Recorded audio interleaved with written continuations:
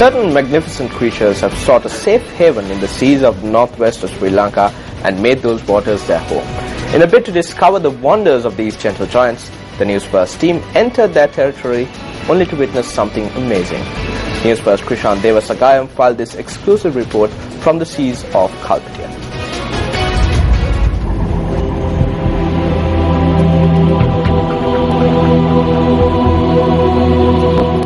Sri Lanka is known the world over for its sun, sand and sea. Annually, hundreds of thousands of tourists, both local and foreign, flock to Sri Lanka's coastline and beaches, which span nearly 1,500 kilometers in length, to bask in the glory of these natural elements. However, only a handful of people know of the gentle giants that exist a few feet under the surface of the ocean. Only a few have been lucky to see them, while a fewer have had the opportunity to interact with them. The Newsfirst team did get this golden opportunity to have a close encounter with these gentle giants when we visited the northwestern shores of Sri Lanka recently.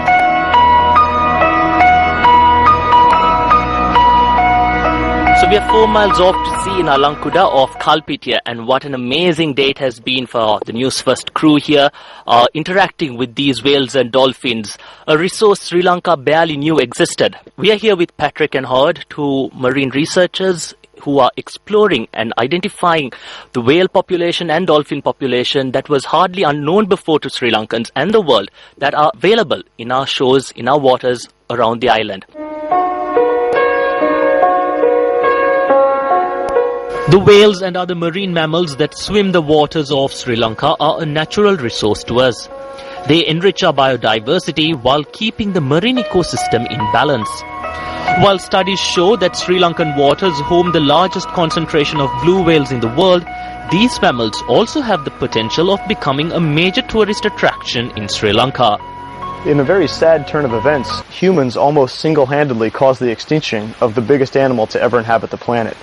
We think that at one time there was over 350,000 blue whales worldwide. And then after the whaling era, there may have been as little as 3,000. So we might have caused a 99% reduction in the number of blue whales on the planet. And during the Sri Lankan Civil War, the whales in this nation were very little studied. And then once the war ended, now there's a phenomenal opportunity to go out to sea again and to learn about these animals. And it's the duty of all of us visitors and Sri Lankans alike to protect this incredible natural treasure that Sri Lanka has.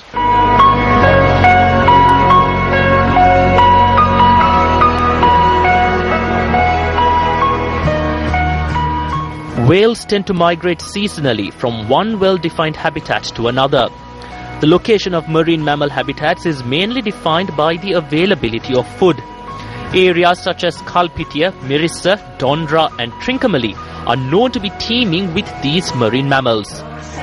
However, if we tend to be careless and exploit these creatures by depleting their food resources through illegal fishing methods or engage in unethical tourism practices such as steering boats too close to these animals, we could drive them away from our waters. Unlike other animals such as the elephant and leopard who are confined to the boundaries of Sri Lanka, these mammals could swim away and never return, and nothing we do could ever bring them back. Whales and dolphins that visit our waters in Sri Lanka are a critical resource to us, and it's really an important one that we need to focus on. So besides having regulations, I think it's an important factor that we are all educated on it. So there's a lot of literature that we work on and we publish to educate people about the whales and dolphins in Sri Lanka. And we should all take responsibility, every one of us that go out to sea, to ensure that the animals are protected as much as possible. Speaking to Newsfirst, founder chairman of the National Aquatic Resources Research and Development Agency, Dr. Hiron W. Javardhana emphasized on the need to enforce regulations in order to protect these marine mammals. So the regulation of the whale watching industry is poor. We do have a set of regulations and that has to be enforced. We have enough examples from around the world to see how we can bring about these improvements. This is in countries like New Zealand, the United States, where they have well-regulated whale watch industry. So until enforcement picks up in this country, we will not be able to arrest this kind of activity in Sri Lanka. So there is a need for a massive effort in this country, a sustained effort. You cannot do it for 3 months or 3 years and stop because it's going to come up again. And the enforcement is the area that we have to look at.